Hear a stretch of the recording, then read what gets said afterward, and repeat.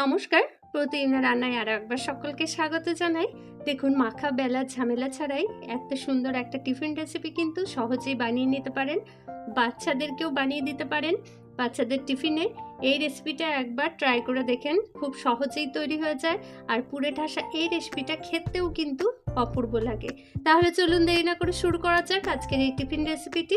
তার জন্য প্রথমে একটা বাটির মধ্যে নিয়ে নিচ্ছি 1.5 বাটি মতো আটা। এই বাটিটার মাপ করে আমি নিয়ে নিচ্ছি 1.5 বাটি মতো আটা, যেটা দিয়ে আমরা রুটি বানিয়ে থাকি সেটা। আর নিয়ে নিচ্ছি তাতে স্বাদ অনুযায়ী লবণ, আর দিয়ে দিচ্ছি একটুখানি চিনি। চিনিটা দিলে খেতে ভালো লাগে, সেই কারণে চিনিটা দিচ্ছি। এখন লবণ, চিনি আর আটাটাকে ভালো করে একটু মিশিয়ে নিচ্ছি। এই রেসিপিটা একবার অন্তত ট্রাই করে দেখেন, খুব ভালো লাগবে। এখন অল্প করে করে জল দিয়ে একটা ব্যাটার রেডি করে নিতে হবে। জলটা কিন্তু একবারে ঢেলে দেবেন না, তাহলে ব্যাটারটা পাতলা হয়ে যাবে। অল্প করে করে জল দিয়ে দিয়ে ব্যাটারটাকে কিন্তু রেডি করে নিতে হবে। দেখুন, এরকম মতো একটা ব্যাটার রেডি করতে হবে। লাম্পস ফ্রি যেন হয় সেটা খেয়াল রাখবেন। বারবার জল দিতে দিতে এভাবে নাড়াতে থাকতে হবে। এখন দিয়ে দিচ্ছি কিছুটা পরিমাণ কারি পাতা। কারি পাতা দিলে স্বাদটা খুব ভালো আসে। আর দিয়ে দিচ্ছি কুচানো কাঁচা লঙ্কা। কারি পাতা আর কাঁচা লঙ্কাটাকে ভালো করে মিশিয়ে নিচ্ছি ব্যাটারটার সাথে। সুন্দরভাবে এটাকে মিশিয়ে নিতে হবে। যত বেশি ভালো করে মিশিয়ে নেবেন তত কিন্তু এটা সুন্দর সফট রেডি হবে। দেখুন, ঘনত্বটা দেখাই, এরকম মতো একটা ব্যাটার রেডি করে নিতে হবে। এখন গ্যাসে বসিয়ে দিয়েছি একটা প্যান, আর তাতে দিয়ে দিচ্ছি 2 থেকে 3 চামচ মতো রিফাইন্ড অয়েল। একটু ভালো করে চারিপাশে লাগিয়ে নিচ্ছি। এরপরে এর মধ্যে দিয়ে দিচ্ছি কুচানো পেঁয়াজ। আমি এখানে একটা বড় সাইজের পেঁয়াজকে কুচিয়ে নিয়েছি। পেঁয়াজটাকে হালকা করে ভেজে নিতে হবে। পেঁয়াজটার একটু কালারটা চেঞ্জ হলেই এর মধ্যে দিয়ে দেব কুচিয়ে নেওয়া আলু। আপনার বাড়িতে যে যে সবজিগুলো আছে সেই সবজিগুলোই ব্যবহার করতে পারেন।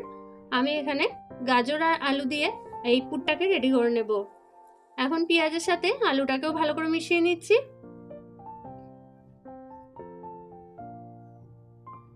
এরপর আমি এখানে দিয়ে দিচ্ছি কুচিয়ে রাখা গাজর।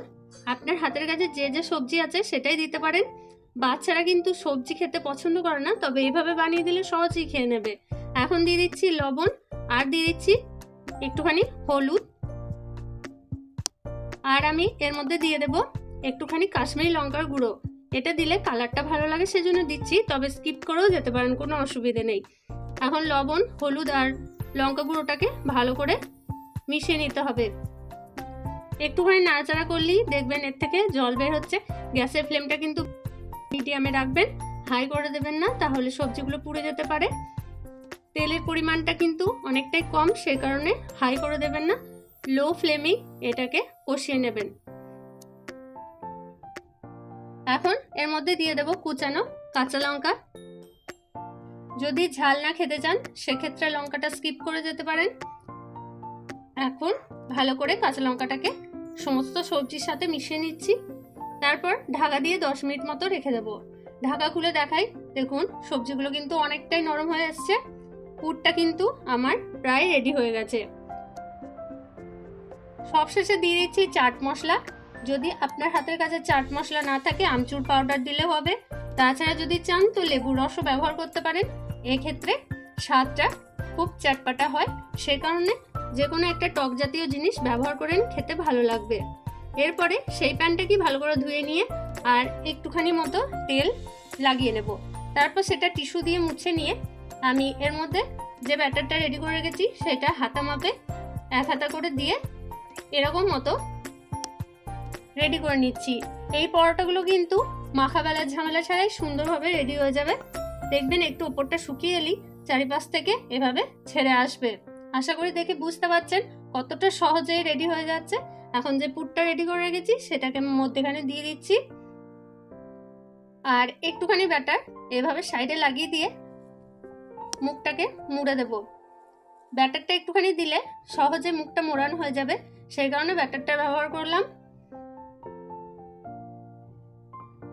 প্যানের মধ্যে কিন্তু একদমই তেল লেগে নেই। তেলটা দেওয়ার পর আমি টিস্যু দিয়ে মুছে দিয়েছিলাম। এরপরে একটুখানি সামান্য তেল দিয়ে দিচ্ছি যাতে করে ভাজতে সুবিধা হয়। আপনারা না চাইলে এই তেলের ব্যবহারটা নাও করতে পারেন, তবে খেতে বেশি মুচমুচে লাগবে বলে আমি একটুখানি লাস্টে তেলের ব্যবহার করে নিচ্ছি।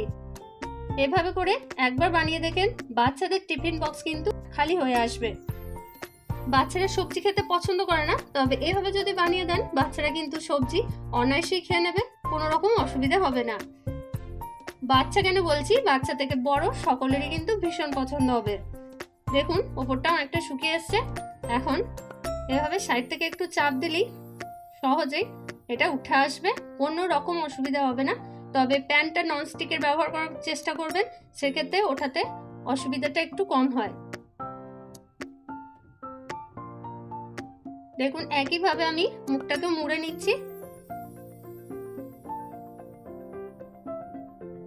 এভাবে একটু চাপ দিলে কিন্তু এটা সেট হয়ে যাবে। এভাবেই আমি বাকি পরোটাগুলো ভেজে নিয়েছি। দেখুন পুরে ঠাসা এই পরোটাটা খেতে কিন্তু অপূর্ব হয়েছিল। দেখুন পুরটা কিন্তু ভেতরে কত সুন্দর, খুব ভালো লাগছিল খেতে। সসের সাথে বা এমনি সার্ভ করুন, খেতে কিন্তু অপূর্ব লাগে। ধন্যবাদ সকলকে ভিডিওটি দেখার জন্য।